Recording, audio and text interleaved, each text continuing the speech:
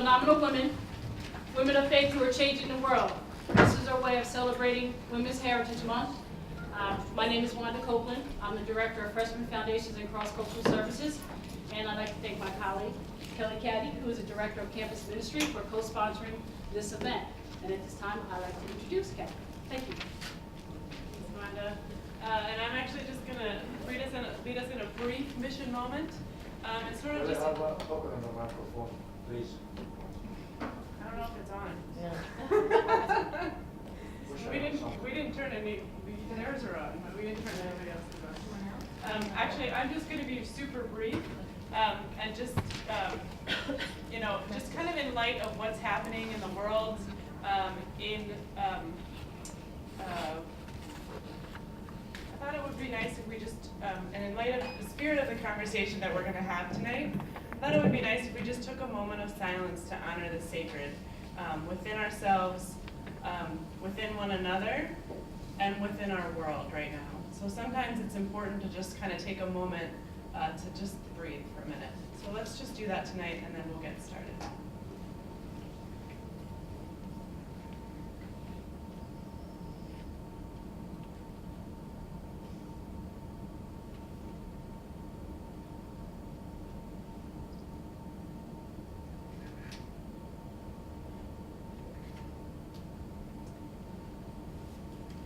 Thank you, and I want to introduce Janae Schultz, Dr. Janae Schultz, excuse me. She's a philosophy professor here at the university and women and gender studies as well. So she's going to be our moderator this evening, and she will introduce our wonderful panelists who are here to share some messages with you. Thanks. Thank you. Well, welcome and thank you for joining us this evening. I'm going to introduce our wonderful panelists, and I'm going to go from a consecutive order from the nearest to me to the farthest from me. So I'd first like to introduce Reverend Megan Hiskin, who is a pastor at Emmanuel United Church of Christ in Shillington. She's active in all areas of ministry with special interest in mission and youth ministry. She is a 2005 graduate of Lancaster Theological Seminary, where she earned her Master's of Divinity degree. Her undergraduate work was completed at Kutztown University, graduating summa cum laude with a bachelor degree in psychology. Prior to her seminary studies, Megan served as a global mission intern in Lesotho, Africa, with Global Ministries, which is the common witness of the United Church of Christ and the Disciples of Christ. She has had the privilege of returning to Southern Africa with the Leadership Now program of Lancaster Theological Seminary, affording youth the opportunity to explore the theme of hope and reconciliation. Megan is married to Matthew Hiskin, who is a teacher in the Wilson School District, and they have 3 children, Andrew, Alexandra, and Adam. So welcome. Next, I'd like to introduce Tammy Mitgang. Tammy was raised on a small farm in central Pennsylvania. She began her academic career at Susquehanna University with a concentration in marketing before moving into advertising, sales, and public relations. She continued her studies in financial management at Penn College of General Studies, University of Pennsylvania, and a nonprofit management at Brandeis University, Boston, Massachusetts. She was selected into the Fellows Program of the Berks County Community Foundation and served on the board of the Berks Regional Chapter of Association of Fundraising Professionals. She was named AFP's Outstanding Fundraising Executive in 2013, a Take the Lead recipient by the Girl Scouts of Eastern Pennsylvania in 2014, and continues to serve as a board member on United Way of Berks County Ready, Set, Read Initiative. That was kind of funny. She is a member of Kisher Zion Synagogue of Reading and Jewish Federation of Reading. She is currently enrolled in the Master Planner Certification program through Albright's College Center for Excellence in Local Government and Continuing Education at Reading Area Community College. For more than 25 years, Tammy has focused on public benefit management, community building, and resource development for numerous nonprofit organizations. Most recently, she transitioned into commercial real estate and is a sales and leasing professional with NAI, Keystone Commercial and Industrial LLC. Continuing to specialize in the nonprofit community, she is committed to working to ensure a healthy, viable community and understands the value of diverse community resources ranging from civic organizations and education to human services and the arts. So welcome, Tammy. And next we have Rubina Tareen. Rubina is the interfaith chaplain at Alvernia. She has spent the last 2 decades as a community builder, activist, and volunteer. Most of the work she does is in educating people about Islam and encouraging interfaith dialogue. She also serves as a volunteer chaplain at Federal Correctional Institution in Schuylkill. In addition to her work as a chaplain, Rubina serves on the boards of the ACLU Pennsylvania, Council of American Islamic Relations, the World Affairs Council of Harrisburg, and the Schuylkill Vision, VISION. She also serves as an outreach director of the Islamic Center of Reading and the Islamic Society of Schuylkill County. Rubina hopes to serve as a resource to the Alvernia community for anyone who would like to learn about Islam and Muslims. Her areas of interest include interfaith dialogue, women in Islam, and Islam's rich intellectual and artistic history.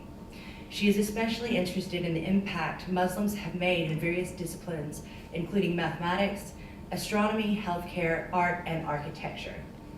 Some of her goals this year are to help create a ecumenical prayer space on campus and to start a discussion group to talk about the commonalities and differences between the diverse faiths represented on this campus. So thank you for joining us. And finally, take a breath. We have Sister Shawn Kathleen Wilson. Sister Shawn is a Bernardine Franciscan sister. She joined the convent to see the world. She earned her BA in education, her MA in religious education and catechetics, and from Angelicum in Rome, and has completed coursework in Church Business Administration Union PSCE at the Baptist Seminary in Richmond, Virginia. She has been an elementary and high school teacher in the United States and in Puerto Rico, a principal and a director of religious education. She's also spent 15 years in the Trenton, New Jersey diocesan office, overseeing parish and school programs and taught ecclesial lay ministry programs for the Trenton and Allentown dioceses. She has coordinated over 8 diocesan catechetical conferences, as well as the liturgical experience for the National Catholic Volunteer Network in Philadelphia. Sister Shawn is currently the director of the McGlynn Conference and Spirituality Center.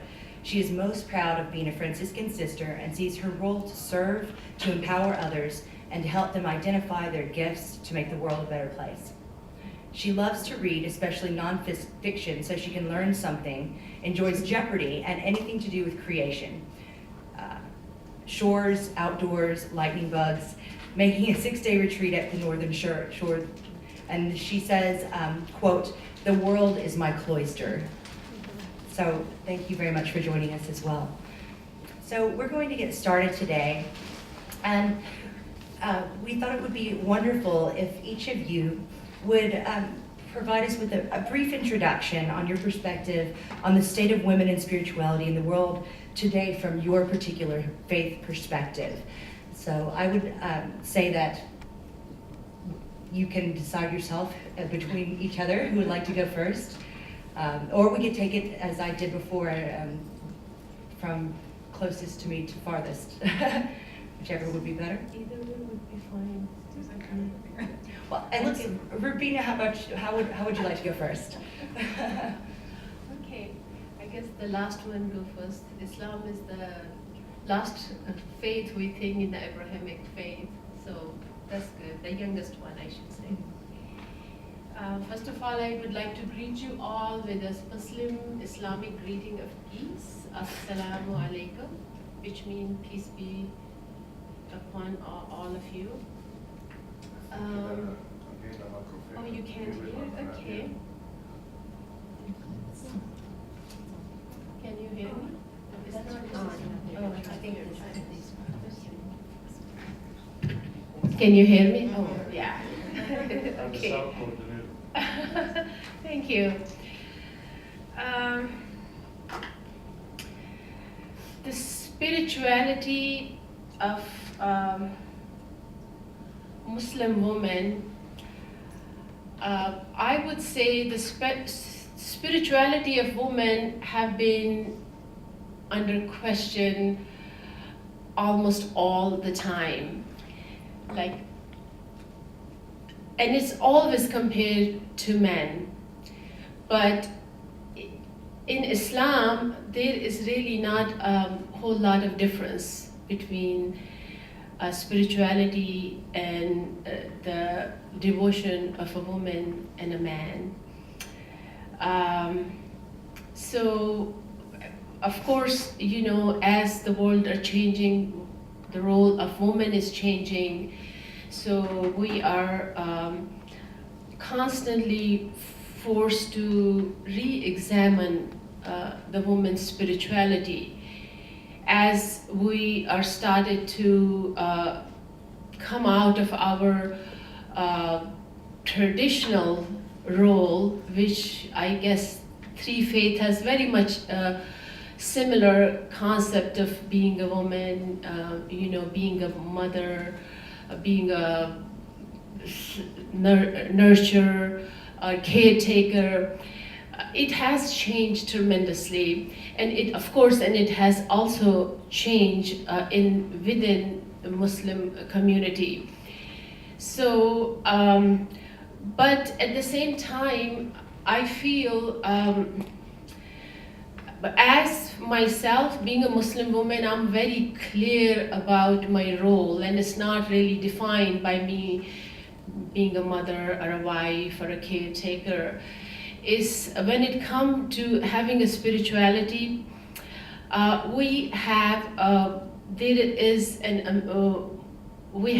Islam has its own narrative, because we have some very strong example within the Muslim traditions, especially from the prophetic period, because the time of the Prophet Muhammad, peace be upon him, who Muslim believe that it was the last prophet, and it was the completion of, you know, Abrahamic faith, which happened with Prophet Muhammad, and Quran was revealed to him, which is our reference point. It's the holy book for Muslim, and I feel that the time of the Prophet, we have very strong examples of women around him at that time. Especially the very first example of the woman is his wife Khadija, who was a very spiritual woman even before she converted to Islam, because when he married her, he was not, at that time, prophethood was not assigned to him. She was 15 years older than him, and he was an employee of her. She was a very known businesswoman at that time in Arabian Peninsula, and he used to take, at that time women didn't travel, but she will hire men to take her goods around and trade. And she was so impressed by him that she actually sent him the proposal for marriage. And he was thrilled. He was only 25 and she was 40 years old. And we have stories like, and even after the revelation came to him and he became a prophet, he still was actually working for her. She was his boss. So this is like, I'm talking about, now this is 1400 years ago. And to me, stories like this is very liberating. And I feel that spirituality of woman, it will always stay under question, but as a Muslim woman, I really feel that I feel my spirituality is strong, but we have we have a little concern where a lot of time when women do want to do more worldly thing, they're always questioning, do I have to, compromise my spirituality? But I feel that it doesn't have to be. Thank you. So I'll ask the same question. From your perspective on this, what is your perspective on the state of women and spirituality in the world today from your particular faith? So, Megan, would you like to respond? Sure. Thank you for this opportunity to share from my Protestant Christian perspective. And Scripture, the Bible, is an important resource for us. And in the New Testament, there is a story about two sisters welcoming Jesus into their midst. And one sister is obsessed with cleaning the house and getting it ready and making sure everything is just perfect and in place for this visit. And the other sister's just kind of like, hey, Jesus is coming. I'm just going to sit with him and be with him. And Jesus affirms the one of sitting and being present. And so what I find as a woman who's trying to be faithful in today's world is this challenge to be present to one another, to stop. We have, coming from our Jewish ancestors, this word of Sabbath, Shabbat, to stop, to pause, to break from our routine and the daily things that just keep us moving and be present to the divine. And so I find as women, that's a big challenge because so much of what we do, as Rubina was kind of finding our identity in what we do, that's a challenge for a lot of women, and that we're invited to be present, to pause, to be vulnerable, to listen to that call. And so as a woman of faith and a faith leader, my calling, I feel, is to create space where women can gather, to listen to themselves, to be in touch so that they can experience the wholeness that I feel God calls for us and yearns for us all to know, and for us to support each other on that journey so that we can first and foremost see ourselves as beloved children, and out of that respond to the other calls and roles that we find ourselves in throughout our days. Thank you. Tammy, what is your perspective? Well, I'll pick up a little bit where Megan left off as far as Shabbat. Shabbat is the beginning of our Sabbath, and women are the ones who welcome in our holy day. So we are really responsible in many ways for setting the tone for our family and preparing our house for Shabbat and for that time of quiet and pause and reflection as we celebrate and we consider Shabbat each week a holiday. It's our most important holiday, so we have holidays every week.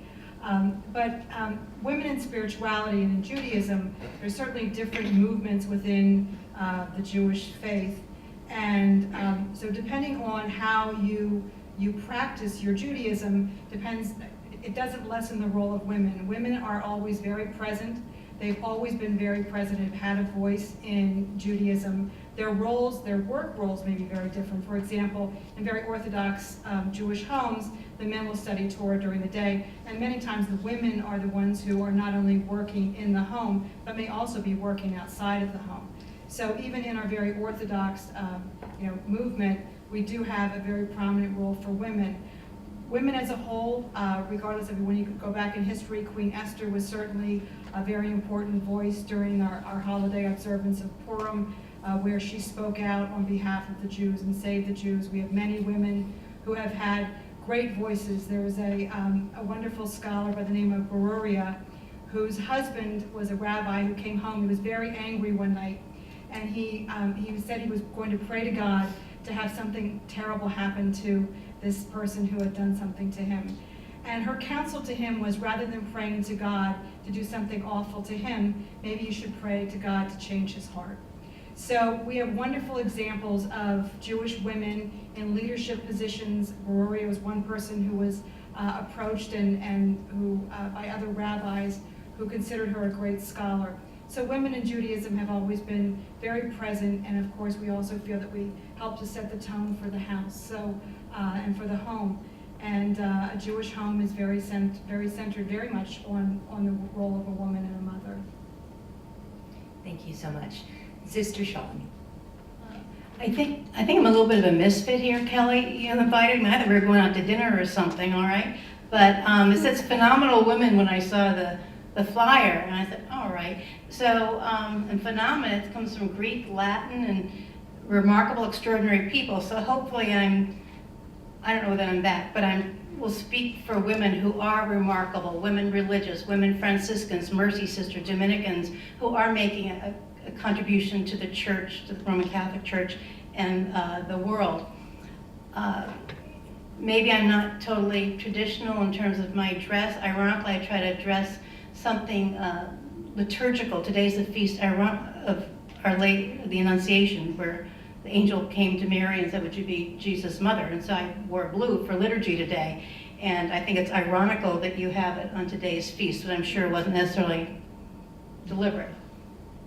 I'm a woman, a Catholic woman, a Franciscan sister for over 25, 35, 40 years, and we'll leave it at that. A daughter of a non-Catholic father, and a Catholic mother, very faith-filled. My father, though, used to take us to confession, go in and tell Father what you did. All right, so we did that.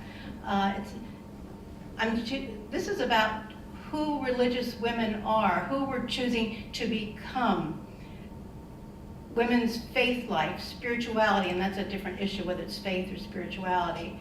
Hopefully Catholic women, religious or meaning those who belong to a congregation or a lay Catholic woman, are willing to recognize their mistakes and then also learn from them. I'd like to think all women, and Catholic women especially, if have some developmental maturity, are on the journey of being gift to the universe, gift to the world.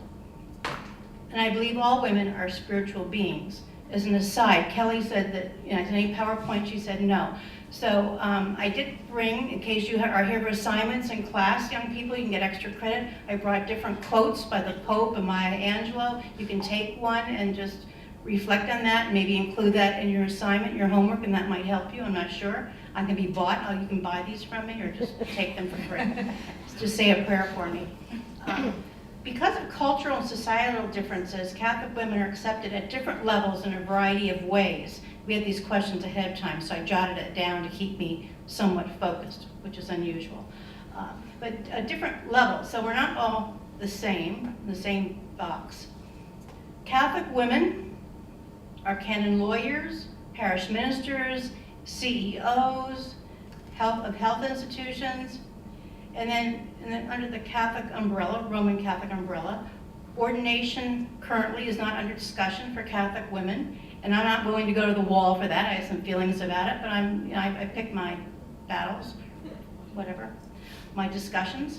Catholic women, even if we're not ordained, often hear, we better quote this right, hear confessions. You all hear confessions at times too, right? You hear someone share a piece that's not just sacramental, they hear a piece of their errancy. There's little that a Catholic woman cannot do, cannot be, but you know what? It's not what we do, it's who we are. It's hopefully comes from a spiritual foundation based upon Scripture.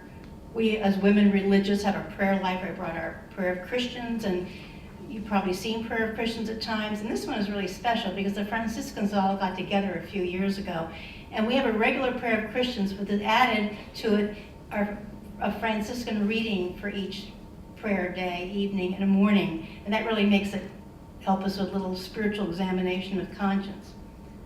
So all this being said, sharing ministry, sharing gifts, sharing one's spirituality, one's relationship with God will make the world a better place and empower others to be phenomenal persons also. So bless you. Thank you so much. So I think that was a wonderful way to for you to all to introduce yourselves from your various perspectives. Before we go on, I just want to set a couple of parameters because we do have actually quite a few questions, and so I'm going to gently encourage everyone to keep their answers around 2 minutes or so that we can make sure to have some time at the end for what can be a lovely and productive question time. So the second question I do have for you, which I think will yield interesting and different answers. So rather from your faith perspective, how do you think that society sees you, you as a woman of spirituality, your faith? And the second part of the question is, how would you wish to be seen? So looking outward, I guess, in some sense, from the perspective of others. And I guess why don't we mix it up a little? And would you like to go first, Megan? Sure. Okay. So I am an ordained clergy woman, and when I am out in public and someone asks me, what do I do for a living? I'm not always sure what I want to answer because to say I am a pastor is loaded and has so many different understandings. There are those who will immediately start confessing everything that they think they said that might have been inappropriate to me in our conversation. There'll be those who assume that I have never heard a curse word nor spoken one, and so they get all uptight or they want to make confessions to me. And so I'm very much aware that my title, when I introduce myself, brings with it a lot of energy for folks. So I hope that when people approach me and I identify myself and we have that opportunity then for dialogue, is that I'm viewed as accessible, a place of, and a person who seeks to understand as much as I seek to be understood, and that I seek to bless as much as I seek to be blessed, and that I try to make space for us to test our assumptions and to understand each other at a deeper level and come to appreciate one another. Thank you. Tammy or Ruby? Tammy? Sure, I'll start. Probably less now than I did than when I was the president of the Jewish Federation of Reading, which was a role that I had for 6 years. Then I really felt that in many ways people would approach me and sort of see me as very much a face of the Jewish community. I feel that less so now in my current role. However, I do hope that people do view me as someone of faith, someone who is very much committed to community building and working towards bringing people together from all diverse faiths. I continue to work with our Jewish Federation on a lot of multicultural initiatives, and certainly I hope they see me as a voice for Israel. And that's something that I'm very much committed to. I spent a lot of my time when I worked at the Jewish Federation working to create dialogues and better understanding of Israel and the relationship of the Jewish people to the world. So although I'm less of a sort of that face of the Jewish community now, I do hope that people continue to see me as a bridge builder and someone who's very committed to helping bring people together to have productive dialogues and to really share what we have in common rather than focus on our differences. Wonderful, thank you. Rubina. I think the fact that I wear hijab, which is headscarf, make me very recognizable as a Muslim woman. So I guess to answer the question, I am a Muslim woman, even though I've been called a nun. I used to wear a black scarf at my service station. This old guy always called me sister, and I never corrected him. So I like to be seen as a person of faith, as a Muslim woman, because my faith is really very important to me. And also I don't want a society to view me. Actually, I want the society to view me as a leader, as an activist, something along those lines. And I just feel that I'm really very proud of what I am, and which is a woman of faith. How does you feel society? I think sometimes society sees the good sister, they're a little condescending to us, a woman or religious. Maybe we're not well educated. However, you've got two other Bernardine Franciscans at the top of the hill here. You got Sister Jacinta, who's got a doctorate, taught philosophy. You have Sister Paul, who's a master's, teaching full-time math here. So we're not just little ladies at home baking cookies for El Sayed. Sorry. On the other hand, I worked in the bishop's office for 15 years, and I felt that I was a peer, and I felt that we were respected, that we were able to assist others, and to really empower them. That word's going to, I'll probably overuse it, but I just feel very important about that. Also, that how does society see us? Well, media, Sound of Music, Sister Act, and I do like the music in it. But hopefully there's some other pieces too. And then media, I have a brother who's an aeronautical engineer, and he helps build the stealth fighters, the F-35. And here I am, I go down to the SOA at the School of the Americas and protest the stealth fighter. So anyway, that's how it is. He's my youngest brother, we get along well. So I'd like to be seen that we are we're activists, women of justice, women of peace. Of those who know me, that I'm sometimes a little fiery. I'd like to also believe, or I do believe, that all Catholic women should be seen as gifted, nurturing, empowering, and able to make a difference. And whether I'm brought up, I call it holy subversion. It's not always an overt thing, but you're there and you're able to make a difference in a conversation or just in behavior. So that's it for the moment. Thank you. Thank you so much. Maybe it's because I've been here 5 years now, but I always associate the sisters with social justice and with being very active and passionate. So it's exactly what I hear. So I have our next question. And interesting question. Are there stereotypes within your particular role? How have they affected you, and how have you overcome these kinds of challenges?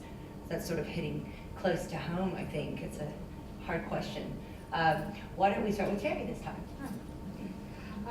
Well, in my particular role, and I'll go back to when I was the president of the Jewish Federation, I think there was certainly, at least I felt somewhat of a pressure that when people would come to me, that somehow I was speaking for our entire Jewish community. And so that was always a challenge for me. Because all of us are individuals, and I think we view our faith and our religion and our connections with other people, with Israel, very differently.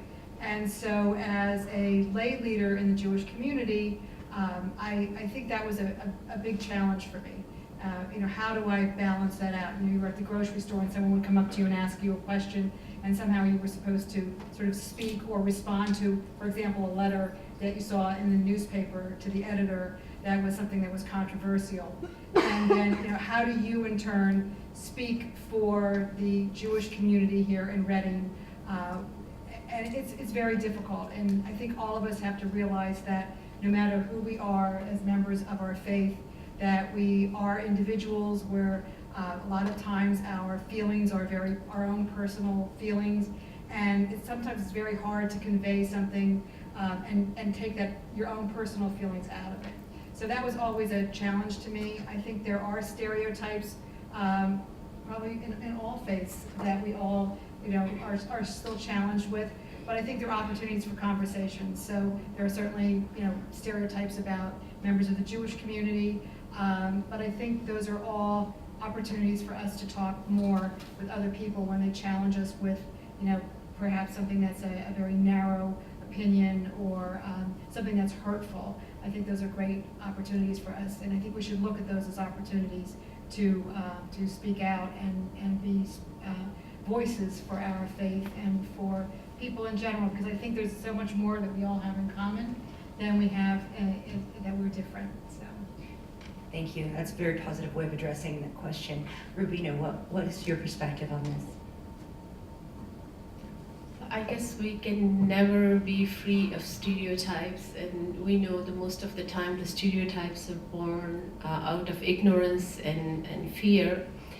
And as we all know, in recent years, the Muslim women have been in the spotlight, and unfortunately with a lot of negative images. But at the same time, I also feel that it has opened up a lot of doors for conversation. So it's kind of it's a difficult situation for the Muslim woman, because you constantly always doing like a damage control. And I feel like we need to kind of rise above that and actually talk about the real issues that where these stereotypes, why we have these stereotypes, especially, for a Muslim woman, and how we can fix the image of Muslim women, especially in Western perspective. Sister Sean? Religious women, especially Catholic women, have, as I've said before, a variety of gifts. And we profess poverty, chastity, obedience, and some stability, you say, in the same place for your whole religious life. Our congregation, Franciscans, don't usually do that. Stereotypes, just the quiet little sister praying, and we do that. We have common prayer morning and evening. We have ministry. We don't have jobs. We have jobs you get paid for. We have ministries, how we can share God's love. A byproduct at times, perhaps, is a stipend that we don't really see. It goes to our big pot, our little pot in the sky in the convent, and we get a little money back each month for toothpaste and that kind of thing. However, what's my point? Okay, all these sisters over there come up to Mother House and have lunch or dinner. And Sister Laurentia's over there. Sister Laurentia has a patent for a crash cart. In the late 60s, she was a nurse in the hospital and working with surgeons, and all these tools were all over. So it's on the wall over there, and you'll see her picture, everything else. She's just, patented a crash cart, and I use the word invented. She says no, because other designs too. She also is an artist, a painter. Sister Sponsa was in Liberia, West Africa, the Ebola world. We prayed for Sister Laureen, who's still there. Sister Sponsa is now down at the villa. Her brother's Bishop Beltran. Bishop Beltran was the bishop in Oklahoma City when it was bombed. There was a coup in Liberia years ago, and the Navy ships came and took our sisters out and anybody else who was supposed to leave to go to the United States. Well, dear Sister Sponsa was disobedient. Her vow of obedience she did not honor, and she stayed in Liberia, West Africa, and trumped to Sierra Leone with over 100 little handicapped kids, wheelchairs, and she's semi-blind herself. So it's not stereotypical, I don't think, and I just think that's really exciting. And we have sisters who are now working in Reading with the poor and the Spanish culture, Chester, Pennsylvania, the Bernadine Center, Puerto Rico, the ghettos and every place else, in Fortaleza and in Brazil. So the stereotypes are there, but I think they're really often broken down. Then ironically, if I'm traveling on a plane and I look like this, or maybe even have a sweatsuit on, I'm sitting there, not when I'm praying, but they're not overtly praying, and the person will say, "Are you a sister?" And I said, so I guess, I don't know, it's no makeup or no, earrings, I don't know what it is. Maybe it's the glow of sanctity, I'm not sure. I said, yes, I am, and I go into that. So that's it, thanks. Thank you. That reminds me, I always tell my students, and my classes on feminist and gender theory that increasing visibility or recognition is so important for breaking down false stereotypes and just the awareness and sharing knowledge, and that seems to be what we're doing here tonight. I just thought that was it kind of came out of what Sister Sean said. So I think that's really interesting. I have a fun question for you all, and I may lay my cards on the table when I change the wording of this question. So the question is, do you think that we will ever see a woman win the presidency? And I want to say, not ever, but when and how soon and who? Yes. I was just going to say, when I was thinking of this question, Uh-huh. Hillary Clinton wasn't 48% above everyone else. So just keep that in mind. She's now 48% above all other Democrats. So Well, and even if she weren't, I would still say, not will we ever, but when, how soon, and why not, right? So, but the question, so what do you think about a woman in the presidency? Ravina, you want to go? I see. She's on this one right away. Okay. I hope so, and I think it will happen soon enough. Well, of course, I can't predict, but I think this is where the stereotype of a Muslim woman is broken, because maybe we can learn from a lot of other countries. There are many Muslim countries who have and had women president, and are very active in politics. And Indonesia, which is the biggest Muslim country, have women president. Bangladesh like twice, Turkey, Pakistan. So I guess we want to see maybe there is something Muslim women are doing right, and let's ask them what is it, that how we can have a woman president here in our country in America. I'll just chime in. I'm sorry, I was I think right. it's inevitable, maybe sooner than later. Not necessarily Hillary Clinton. I don't know if her rating today is still 48%, but maybe it is. I'm not sure with all this server issue. It No. was 53, now it's 48. Pardon? It was 53, now it's 48. 48, all right, you got the meter going. Thanks, El Sayed. And the other piece, ironically, up there, I have a quote from Elizabeth Warren, so I have maybe a little preference there. And the quote says that if your seat isn't at the table, if your seat's not at the table, you're on the menu. So figure that one out. Well, Megan, would you like to go? Sure. For me, yes, I hope so. And for me, in a role as a pastor and a female pastor, this also opens it up to gift and call. Frederick Buechner, a theologian, we need to find our greatest passion and the world's need, and that's where we should be. And so, for me, yes, I'd love to see a female president, but I also want the best candidate. So regardless of their gender, regardless of their sexual orientation, regardless of their religion, I want who's best, who feels called, who is gifted in that way. And so, I think that's too where us as people of faith, standing behind what we know to be important, that our actions towards justice, that our actions and movements towards deeper understanding and relationships that build up community and the welfare of all is where our energy can be and needs to be. And I also feel that this is a very exciting time for women. I think certainly the term "lean in" is a big term that with the book that has sort of taken off. But I think it's an incredible time for women, and I believe very strongly that eventually we will have a president.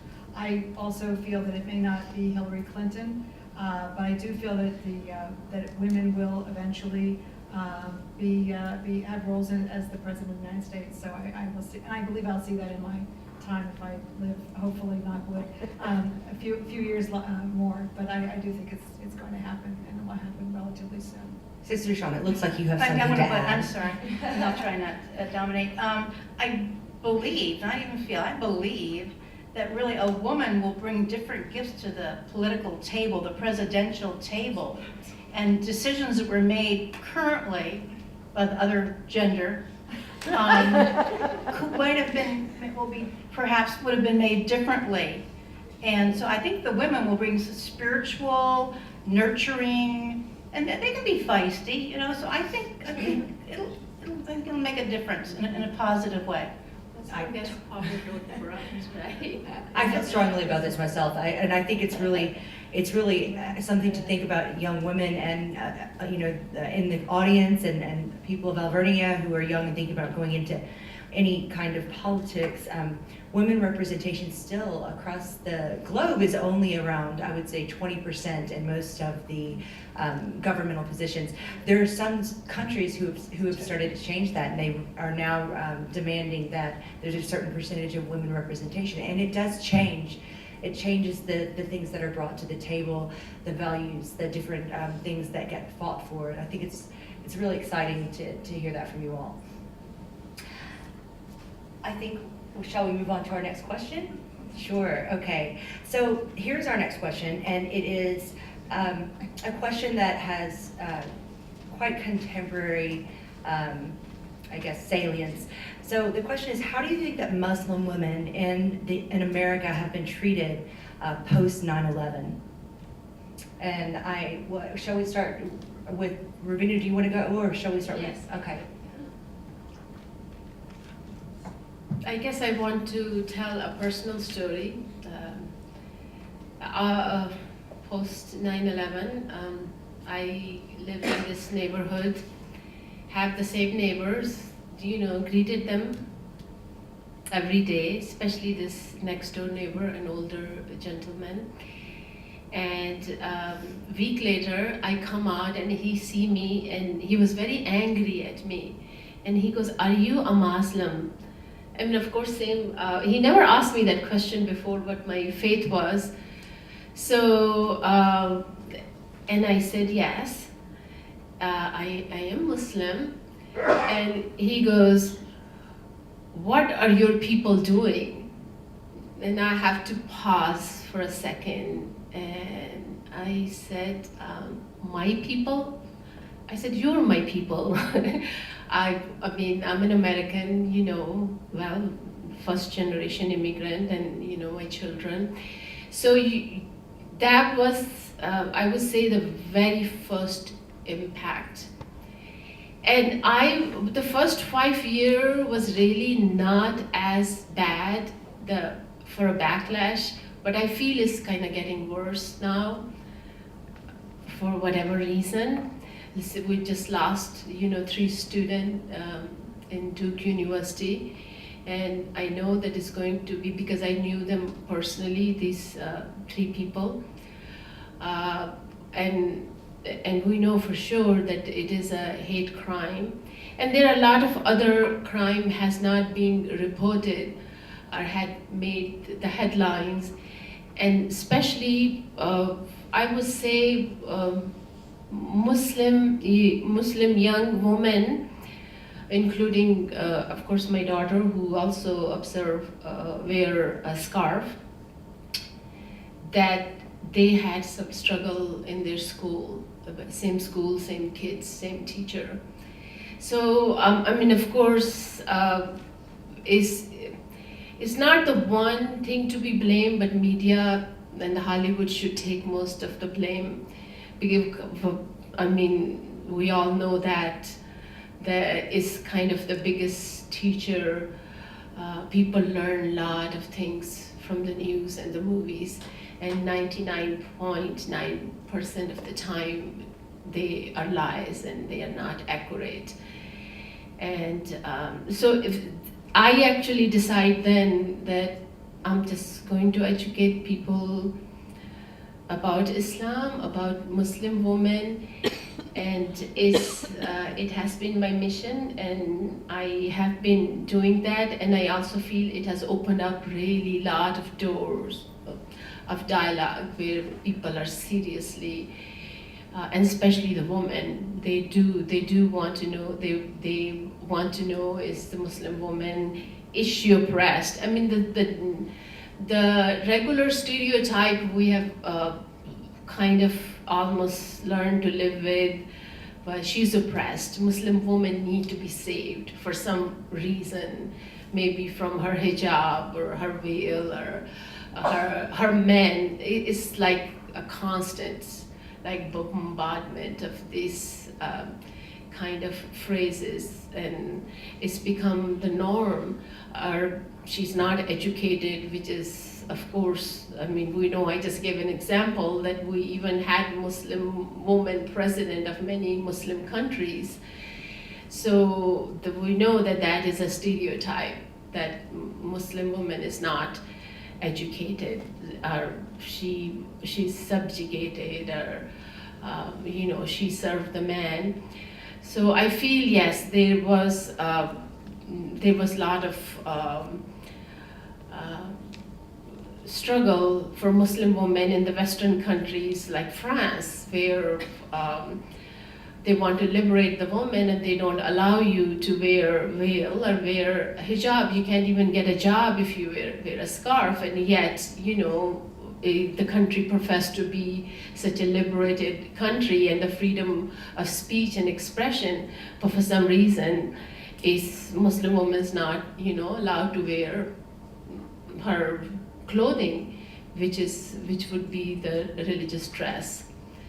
So there's a lot of work need to be done in that area. Thank you.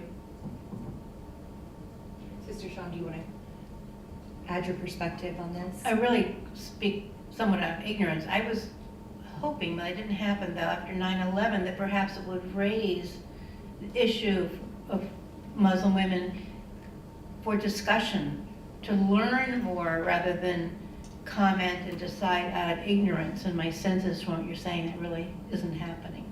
I think ignorance is so ignorant. That's true. Certainly.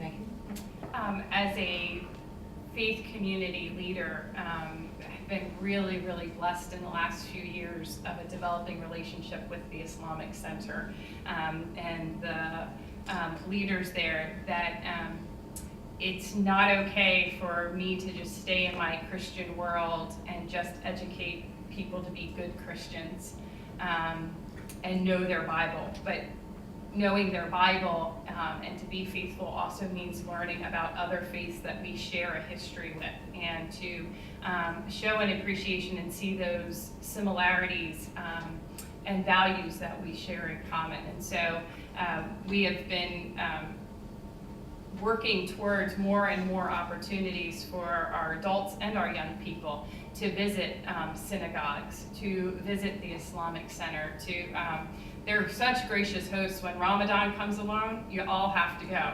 There is nothing like breaking the fast of Ramadan with our friends at the Islamic Center. That it's in those interactions that I think we're going to make those changes. And on a very personal note, my son is in a class with two children who are Muslim. He comes home so excited. Mommy, I know how to say Moses in Arabic. And I'm like, thank you, Jesus. Like, I just think that is exactly where it begins, is it with our children and us showing that we are committed and wanting to understand one another, and that when, not just if, but when I say something dumb or offensive towards another faith, that we have enough of appreciation and relationship that you can say, Megan, that was really dumb, and let me tell you why, and here's a better way of asking your question or making your statement, so that those relationships will have that ripple out effect into our community. Thank you. Tammy, do you have anything to add for this issue? A little bit. I'm concerned generally about the rise of whether it's anti-Semitism or anti-Muslim sentiments. I'm very concerned that we've become this angry world, and we are looking for ways to point out and look at differences and make people feel that they are less. And I'm very concerned about that. And I certainly think that that Muslim women after 9/11 certainly have had more issues to deal with, and certainly are battling more stereotypes. But I think there's just a general angry world out there that we really have to be voices to speak out on behalf of, and to help people better understand that, for example, the terrorists who are doing just horrific things to other people in this world are not examples of Muslims. They are, I don't know what they are. I think they're crazy, horrible people who are taking the opportunity to take a religion of peace and caring and perverting it into something that it's not. And we really have to be voices for those people. And one of the things that in Rabina's case, are people who choose to wear scarves or who identify in their religious dress. It's so easy to target. But if you would take away the scarf, and we're all the same people. But I think it just makes it easier for people to take that as an opportunity to lash out and really show their ignorance. And we really just have to really speak out against it. But I do think it's changed since 9/11. And I think that although we do understand certain things better, in other areas we've just gone backwards. Great. A follow-up question. I think a lot of you have mentioned or spoken to the idea of trying to find commonalities. And it's interesting because in order to find commonalities, you actually have to begin by recognizing differences. Audre Lorde actually says that this is what we have to work on. It's not that we are all just women, but that we're women who are different, and we have to learn to understand and to respect that first. So I think the question, and especially for women of faith, the question is, what are the similarities and differences within the three main world religions, and how do these differences or different religious views of belief and practices, sorry, I actually got that, and how do different religions view the beliefs and practices of other traditions?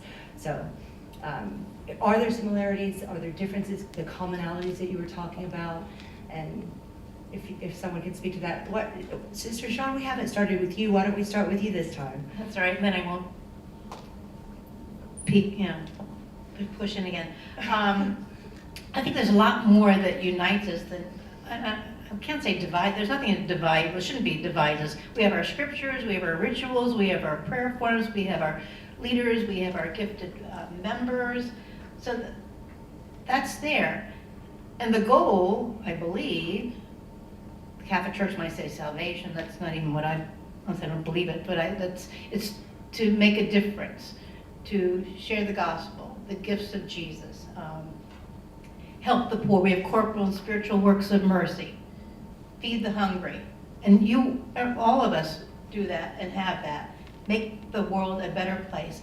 And what I believe is it's the path, it's the how-to, it's the path. But the goal, the convergence is there. And I think that's going to be exciting. And some people will be surprised. Would you like to go, Ruby? Well, as Muslim, actually, we may have a lot more exposure through the scripture and Judaism, Christianity than it is the other way around. Because we are taught that Islam, Christianity, and Judaism are Abrahamic faiths, since we consider the Prophet Ibrahim was father of all the prophets. And that's where these three religions have come from. And that's why there are far more similarity than sometimes even we can imagine. And some of the similarity I would like to mention quickly is that all three Abrahamic faiths believes in prophets. We believe that God sent prophets to all the humanity, and actually first and foremost that we believe in one God. We believe that there is one unseen, all-powerful God who's the ultimate judge of human. And we also believe that God created heaven and earth and whatever's in between, that He's the creator of that. And then of course, as Muslim, part of our faith is to believe in angels and the scriptures which was revealed before the Quran. And we also believe that this earth was started and created by God, and eventually it will end. And there's a concept of devil in the faith that the God has created, and many other creation, and among them is created by God. So I feel that similarities are pretty close in all three faiths, and but there are differences. The big similarity between the Christianity and Islam is that we really believe Jesus, peace be upon him, who was a mighty prophet of God. We believe him, he was a prophet, but we believe that he was born for a Virgin Mary. And Mary, which we call Maryam, the whole chapter in the Quran is dedicated to her. And her whole story is told step by step. And the birth of the Jesus, and her struggle, and her devotion, and how she carried the promise to God. And she actually has the status of the prophet in Islam. So, but the difference I would say would be that Muslims do not believe that Jesus was Son of God or Jesus was God. We believe that he was prophet of God, and so was the Moses, peace be upon and all of them. Tammy? Well, in practice, Judaism is actually much more similar to Islam than it is to the Christian tradition. Something that a lot of people do not realize, but our practice is very, very similar, actually. And in Judaism, we do not also believe that Jesus was the Son of God. We are still waiting for the Messiah to come. But as far as the belief in God and the belief in doing good work and the Ten Commandments and caring for each other, those are all consistent themes in Christianity, Judaism, and Islam. So it all teaches us to be good people and to care for each other. And I think that if we, again, focus on those commonalities, that's really more important than some of the differences. Would you like to comment, Megan? Comes down to love God, love neighbor. And Sister Sean? Exactly. So, okay. Well, a follow-up question and is an interesting one, and I think that we've heard a lot about commonalities and finding those ways to speak with each other and tolerance. Is adherence to one religious tradition compatible with respect for many other religious traditions and convictions in the world? So in other words, by being one religion, does it help aid you in respecting other religions and convictions in our world? And if so, either you could answer that together or in separate parts. Would you like to begin, Megan? Sure. All right.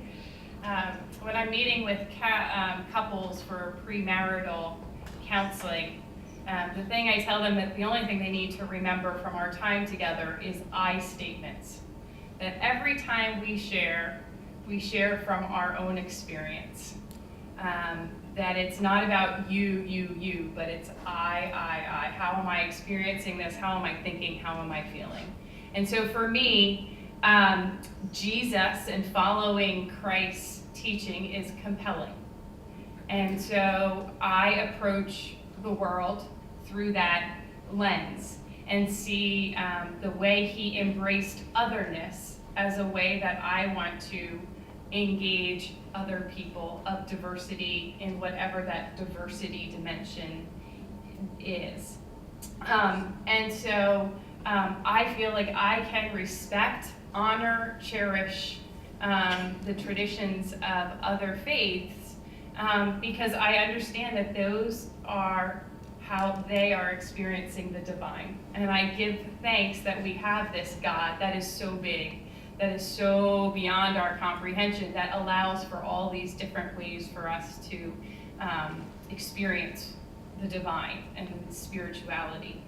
The other piece is that when I was in seminary, I had a professor who was teaching ethics and would have us get up and really proclaim what it is we believe about a topic, and to just let all of our convictions come out and lay it all on the table. And as soon as we were done and we were returning to our seats, he would say, "Now say to yourself, but I could be wrong." So that even when you are passionate, there is still an element of humility and grace, that there is still more beyond even what you know. And that the truth that we are all pursuing in life, there's probably parts of it that we all hold, but no one holds all of it. And so we need each other. Great, thank you. Shall we just go down the row this time? Sure. All right. I think that by having different religions and different experiences in our faith really enriches the conversations that we have with each other. And I think it would be unfortunate if we were all one faith, because, you know, again, the way we worship and the way we bring our personal relationships with our Creator is so personal, and so how would I judge someone else differently and say, well, this is how you need to believe? It is such a personal conversation that you have with your Creator, and a personal relationship and a faith relationship, that to somehow think that there couldn't be other voices that have a different, maybe a different perspective, I think would be just very narrow, and it's not what in keeping with what the teachings of Judaism are. We're taught to really to respect and care for other people. And so you have to also respect who they are personally and what their relationship is with their God.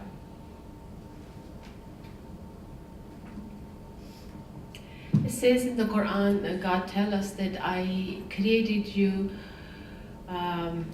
in different nations, different tribes, and gave you languages, so in order for you to know each other. And especially the three faiths, the Abrahamic faith, which are mentioned in the Quran, and of course the other faiths are mentioned in the Quran, the fire worshipper and the people who worship statues.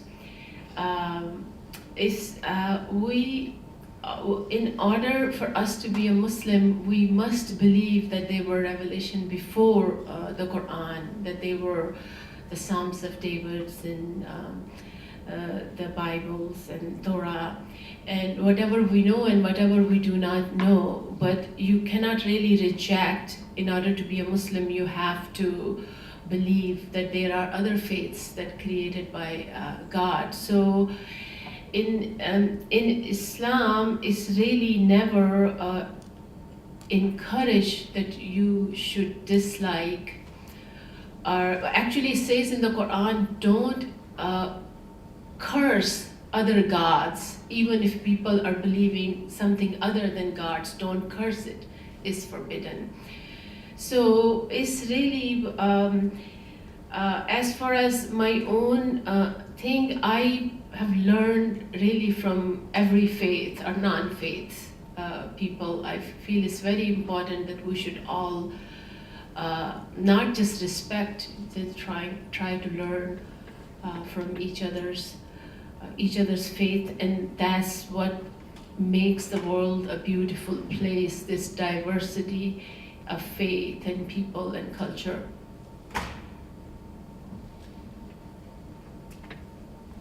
I truly believe if we all live our faiths and our members live appropriately, then we respect each other, love each other, and move forward. And the peace prayer that's attributed to St. Francis reflects that, and that's a commonality that we all share, and hopefully that's what we all can live. Great, thank you.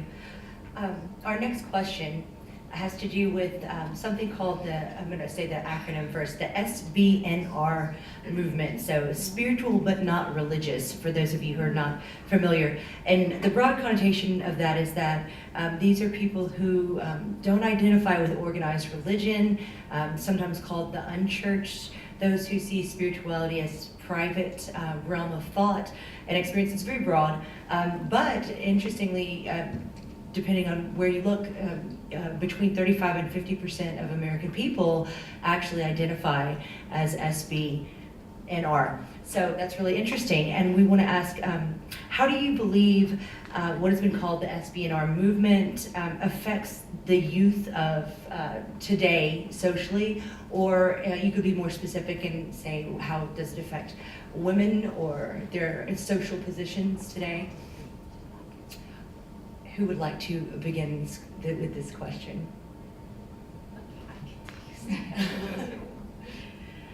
I was just discussing that with her. You know, as far as Islam is concerned, science and religion is not on a collision course because there's a lot of science in the Quran, and we believe all knowledge comes from God, whether it's a knowledge of science, culture, yet it has all come, you know, one way or the other that we have learned through religion.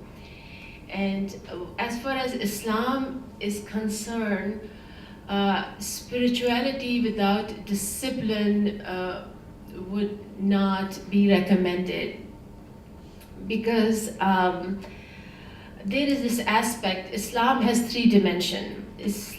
The first one is called Islam, which is pretty much your outwardly affairs, like what we do, that which includes, you know, your interaction with other peoples, your businesses, and which also include acknowledging the existence of God. Second one, which is Iman, second dimension, and that's part of your faith, that what you believe, that what is in your heart. And the third one is called Ihsan, which is the part of spirituality, and which also consider perfection, like perfecting the other 2 is called Ihsan. And you need all 3 in Islam, that we are taught that you need all 3 dimension in order to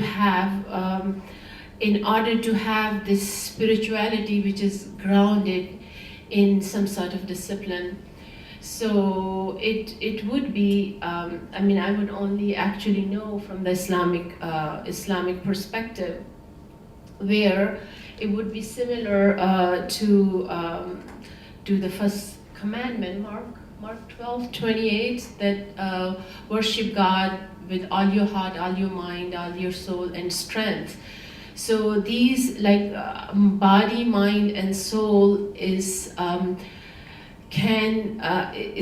all 3 entity is very important, and you have to have all in line in order to have the peace. So the reason we say that Islam come from root word salama, which mean whole. So this wholeness through mind, body, and soul, and the mind, body, and soul all have to be at peace in order to acquire the peace. So spirituality without some sort of discipline to go with it would be just like rules and systems are needed no matter what aspect of life that you need to govern, whether it's a household, whether it's the government, and whether it's yourself. So we are taught that we need to have those discipline in order to have the strong spirituality. I hope that makes sense. Thanks. Sister Sean, do you want to go next? I think there's a hunger for spirituality, not to say religion or God, but that may be there too. I think especially in youth, and I don't know that they can really name it. The youth should speak for themselves probably, since I'm old enough to be your mother and your grandmother.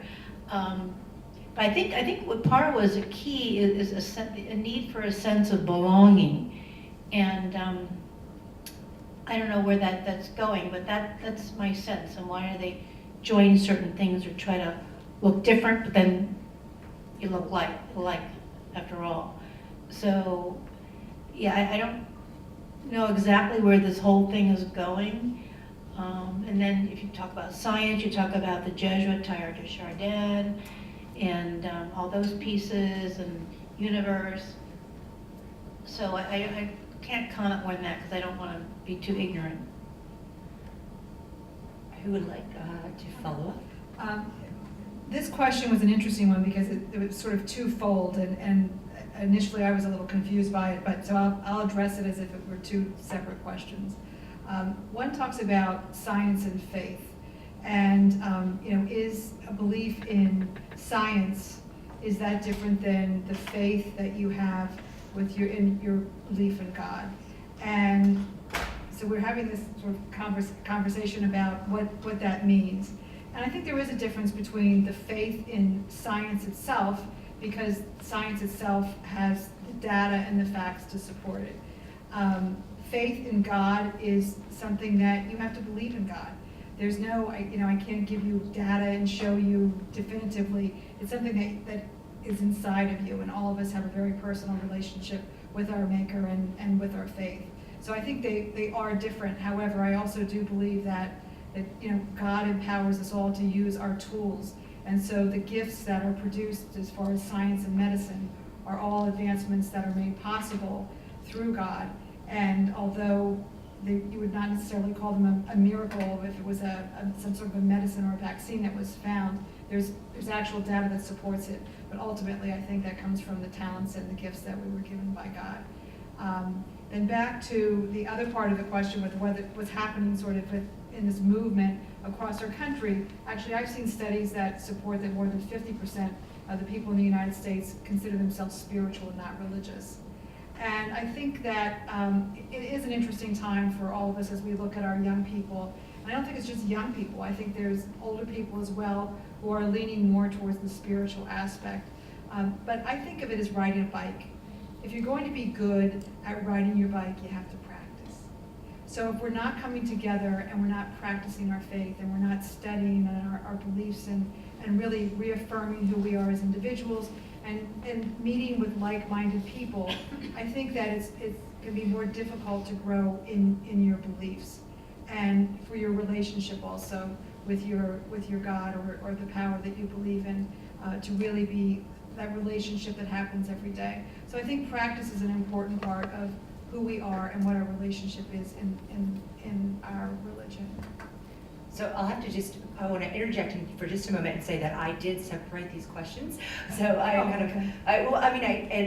was asking, the question originally was about the merger of faith and science, and then there was the element about the spiritual but not religious communities. And so I think that I only took one part of that. I'm sorry if I in any way threw off anybody in the panel. But I think that we agreed that they were separate questions. So I just wanted to clarify that for you all. And just as a rejoinder to what you say, I wonder if that kind of practice can happen in the idea of spirituality. Can one have a kind of practice that is continual without the belonging or the community of a religious community? I don't know. Well, maybe we should let Megan go and then we can talk about this further. I feel like we live here in America in a society that is obsessed and plagued by this obsession with diminishing everything to binary constructs. It's either black or it's white, it's either yes or it's no, it's either right or it's wrong. And for me, the SBNRs or others who might identify themselves as nuns are kind of pushing back on that and saying, I want to touch and feel what all these different faiths have. I want to read books. I want to experience nature. I want to not be confined by a set of beliefs that someone has told me, but I want to experience it for myself. And so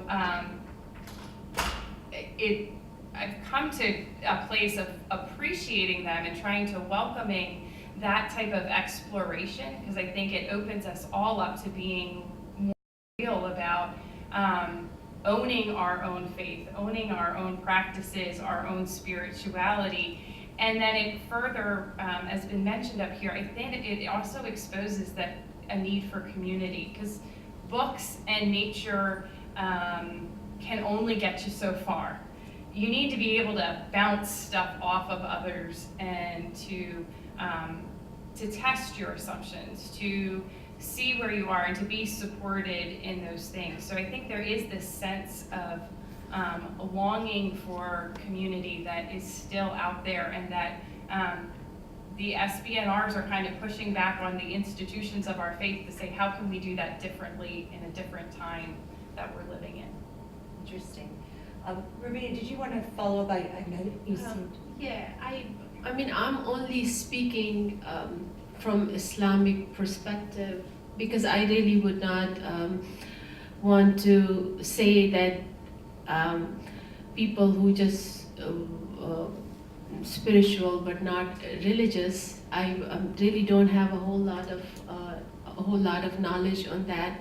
But from Islamic perspective, that first of all, that Islam is really not considered an organized religion, because you don't need to really belong to a mosque or a society or a community. Is as long as you learn the basic tenets of Islam, you can pretty much be on your own and practice that. And another concept is really, there's no concept of separation of secular and religious. It's very intertwined in Islamic sciences, that you don't separate your secular life from your religious life, because secular is also considered sacred in a lot of ways, because whatever you do every day in your life, God is always present. Whether like you taking care of your babies, or a man who go out and work and spend. It says even in the Quran, the man who go out and earn and spend on his family, even though we are not saying it's a worship, but it will consider that he's kind of doing his duty and is part of religion. Even though man is having a secular job, he's not working in a church, and he doesn't, a man or a woman, actually both. So this whole concept of spirituality without a religion doesn't have, it doesn't exist in Islam. That would be my... Interesting. So we have one final question, and then I would ask you to think about what you might want to say for final thoughts or remarks. So I'm going to put that out there now so you can think about it. The final question, and I think it's really interesting with what we've just been talking about, the huge percentage, it seems, of people who do identify with the SBNR. I'm saying movement, but I don't know if that's really what one would say, but the being spiritual without religion.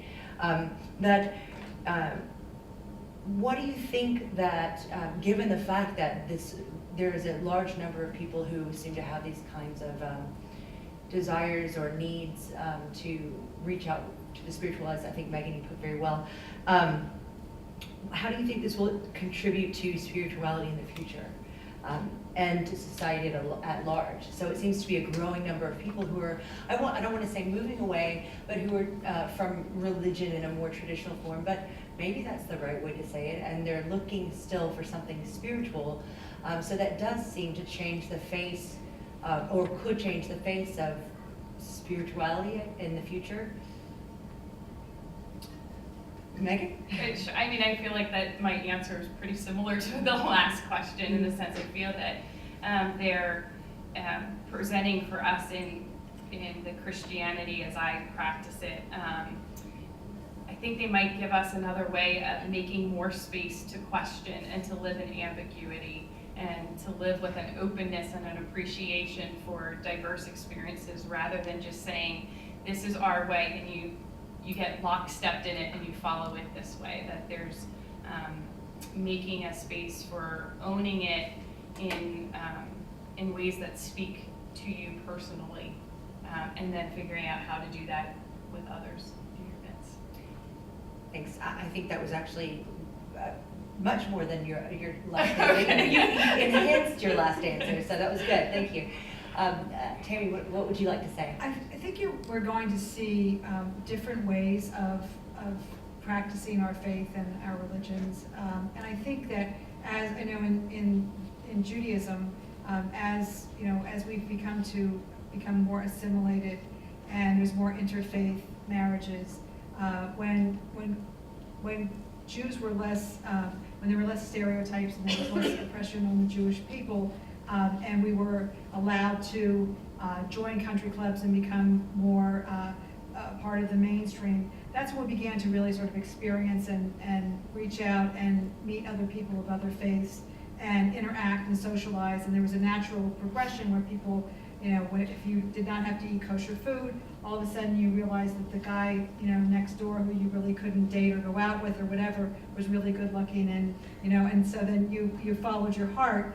And so I think there's a lot of room as we become more diverse society for us to begin to sample and taste and experience different faiths. And I actually think that we will begin to also develop different ways to worship.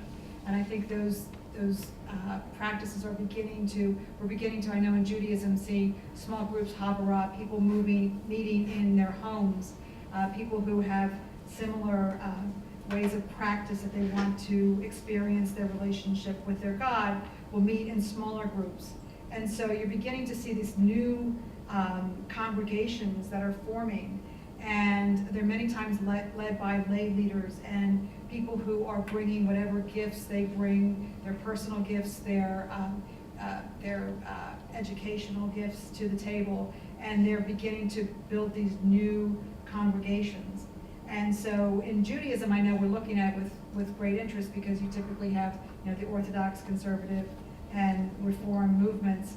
And so we're beginning to see these new congregations forming, smaller, more intimate, and maybe it will be a possibility that we'll begin to see neighborhoods rebuilt and these sense of community rebuilding. And that could be very exciting, because today we see so few people who know who their neighbors are. And so maybe by building these smaller congregations and there'll be a catalyst for building stronger communities, and that would be really exciting.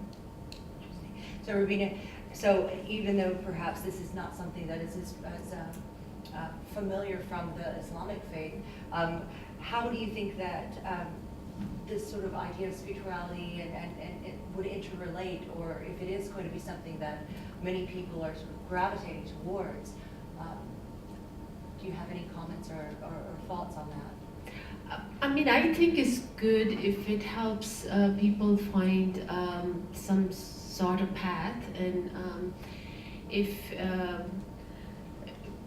people a lot of time they question their existence, maybe they find a meaning of existence in this sort of spirituality. But I guess I don't know if they have some sort of discipline to go with it, or is it just very free style? I'm not sure, because there's a lot of movement comes and goes. Not to undermine the importance of this method, but I was just discussing this documentary that I watched about this whole spiritual. It kind of saddened me, because I know as human we are always seeking for this spirituality. Not necessarily in a faith we are not familiar with.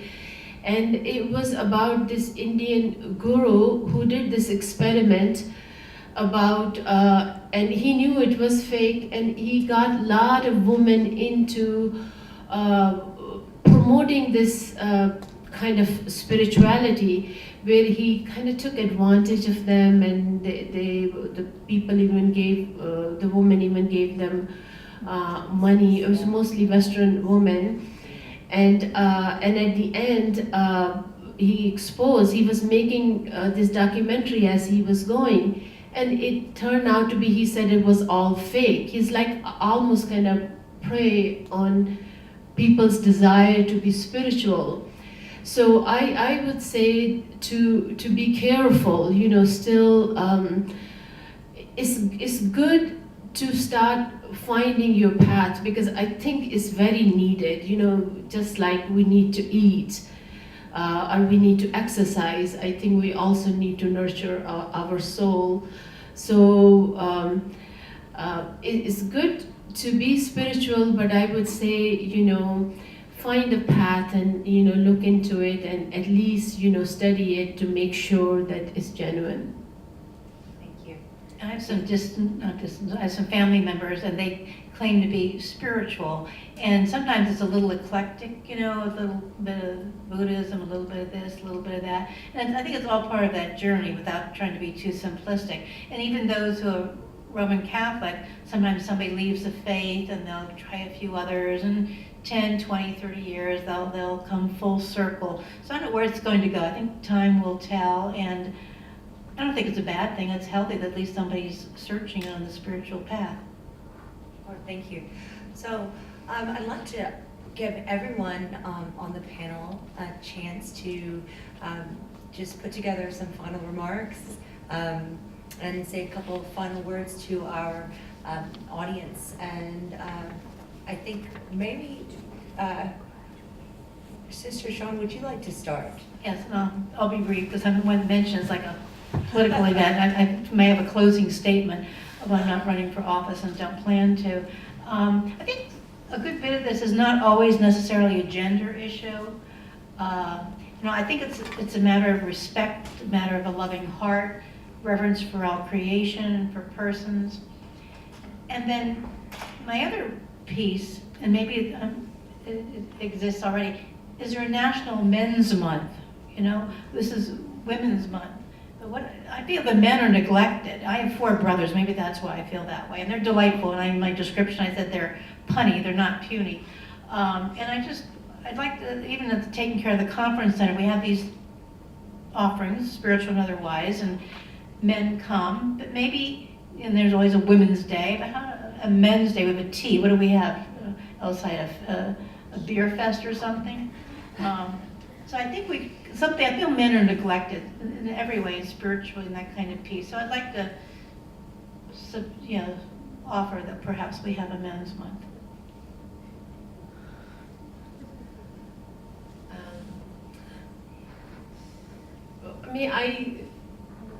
I kind of agree with it, but at the same time, I feel like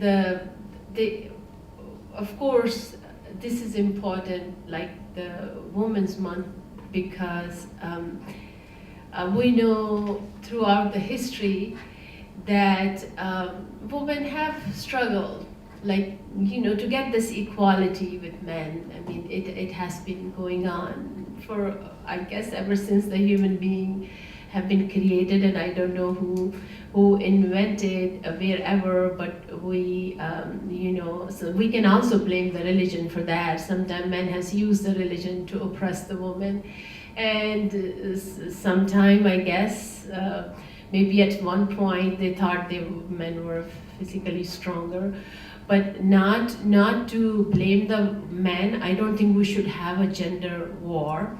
I think we should actually include it. Men are the one we need to educate, because I feel men and women are like 2 lungs. We can't have one not functioning right, either one. So as human, we need to really, in order to better the society and better human life, we need to work together, and yeah, we should invite them on the tea and be nice with them, I guess. I think as women we have come a long way. However, today I heard a statistic that was very interesting, that women in nursing, and nursing has always been a profession that is typically associated with women. and I'm not at the exclusion of men because there are male nurses now, but male nurses are paid 20% more than female nurses. So although we've come a long way, and I want to say that long way baby kind of thing, that old cliche, but although we've come a long way, I encourage all the women here and all the men here to become very politically active. You have voices, you're well educated, you have tremendous opportunities, more opportunities than we had. I mean, we're a few years older than you are. You have got so much potential and so much to use your voices to be voices of change, to make the world a better place. And we have a long way to go yet, ladies. We've come a long way, but we have a long way to go. So, you know, I really just ask all of you to carry the torch and to move it further, because there is still some work to be done. So first, amen to my sisters. Amen is may it be so. But my final word is Ubuntu. Ubuntu is a word that comes from Southern Africa. It's kind of developed as its own theology from Desmond Tutu, and it means I am because we are. That we are inherently connected. My humanity is connected to your humanity, and that each one of our voices is important to every conversation. So don't underestimate your presence, your voice, just by virtue of being here tonight says something. And it will fuel you into the future. And for that, I'm very grateful.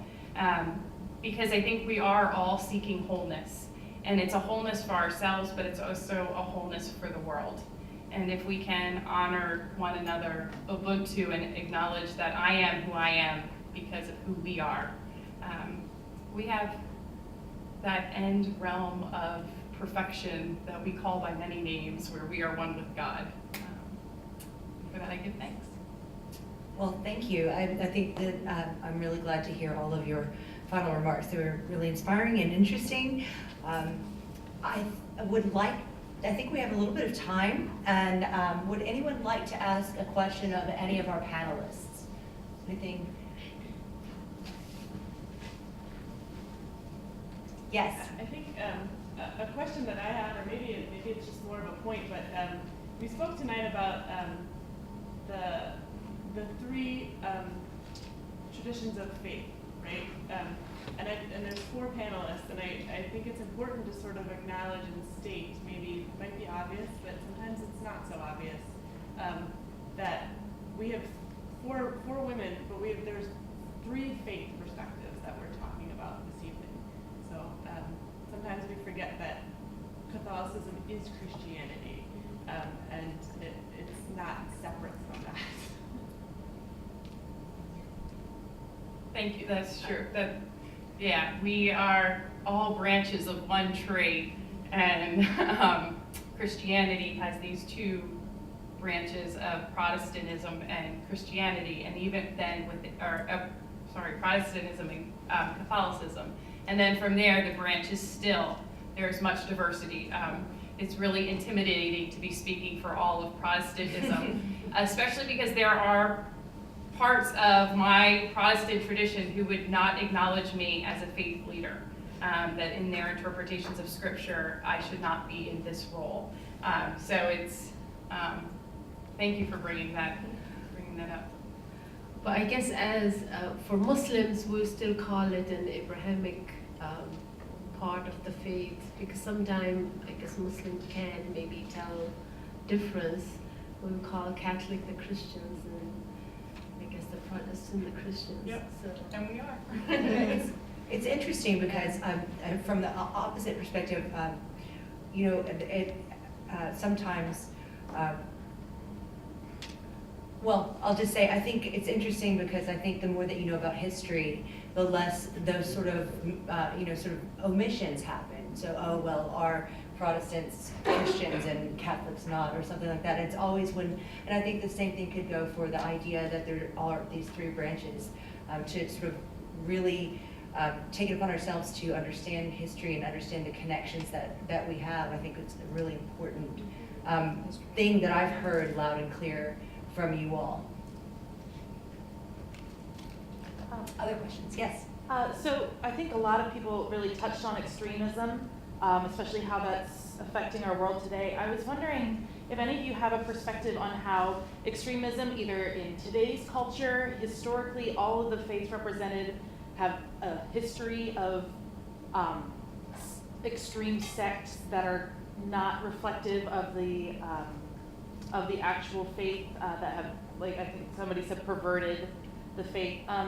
But I'm wondering if anyone has a perspective on how that extremism or that extreme orthodox perspective has an effect on women of faith.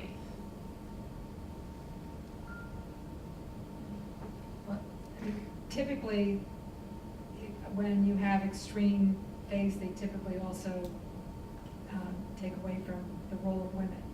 So it becomes, I know in, for example, in Orthodox Judaism, or in, this sort of radicalized Islamic kind of culture, women are really marginalized.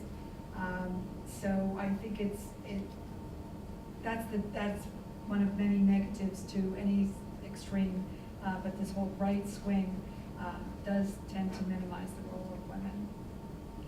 Do you think that it's because the extremities are actually more related to power than they are to the religion? I mean, but I've had these ideas and these questions. What is it that makes the sort of the extremes extreme? Is it more about power than it is? And it's not just women; it's children and right. anyone who's but just perceived control. as weaker. And yes, I think that's. Yeah. Sorry, I didn't mean to interject. I think it's using fear. I think there's, I think we've talked about coming at things from that aspect of love and understanding, and the extremists come from fear and intimidation within their own populations and outside of it. And so we see that often. I think for Muslim women is problem from the both sides. That of course within these so-called Muslims, but it's hard for me to believe sometimes that Islamist extremists, I guess that's what they call them, that who definitely have terrible views when it comes to Muslim women. But on the other hand, practicing Muslim women also are getting the heat from Western culture. So we are kind of getting from the both ends, where you live in Western culture and you are not, allowed to do this, and this. You can't dress a certain way, or you can't. So that's also become a problem. But I think that most of the time, we know the majority of these so-called extremist group. Looks like every month there's a new group come about that you've never really heard who these people are, and some of them you don't even see the faces. It's like a lot of people are just using Islam for their political, agendas, and it seems like people take religion more seriously if you use that as a tool of war. Women have been tool of wars for centuries. So I guess it's easier to maybe recruit and have people hurt you than it was purely a politics.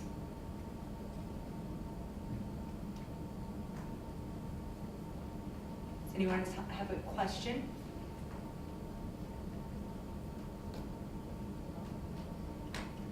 Well, I would like to thank all of our panelists, and I would like to ask you to join me to thank all of our panelists tonight for such a wonderful and interesting discussion.